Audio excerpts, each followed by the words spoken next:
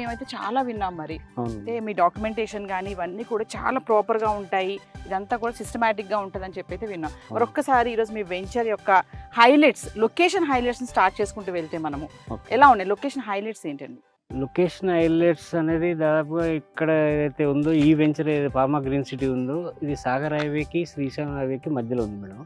Sagar highway నుంచి just 4 kilometre డిస్టెన్స్లో ఉంటుంది. ఇక్కడ నుంచి నందివనపర్తి, నెక్స్ట్ మీర్ఖాన్పేట నుంచి శ్రీశైలం హైవే కొత్తూరు జంక్షన్ దగ్గర మనం శ్రీశైలం హైవే కలుస్తాం.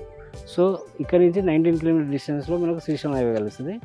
రీసెంట్గా అయితే Telangana government declaration 330 feet road exit number 13 ఉంది కదా రావిర్యాల జంక్షన్, అక్కడ నుంచి RRR ఏదైతే ఉందో RRR ఆకుతోటపల్లి విలేజ్ దగ్గర పోతుంది. అక్కడికి 330 ఫీట్ రోడ్ శాంక్షన్ చేసి మనకి ఏదైతే రేవంత్ రెడ్డి రీసెంట్గా డిక్లేర్ చేసిన ఫ్యూచర్ సిటీ డెవలప్మెంట్ అథారిటీ ఏదైతే ఉందో దాంట్లో 13,972 acres ఆల్రెడీ అక్విజిషన్ అయిపోయింది. పామా గ్రీన్ సిటీ అనేది ఇది నందివనపర్తి రెవెన్యూ కిందకి వస్తుంది, ఆచారం మండలం. సో కొత్తగా FCDAలో కలిపిన మండలాల్లో గ్రామాల్లో ఈ ఆచారం మండలం ప్లస్ నందివనపర్తి విలేజ్ ఉంది. అంటే మనం వెరీ నియర్ ఒక 5 కిలోమీటర్స్ డిస్టెన్స్లో మనం ఫ్యూచర్ సిటీ డెవలప్మెంట్ అథారిటీ ఆ ఫ్యూచర్ సిటీ దగ్గర ఉన్నాం.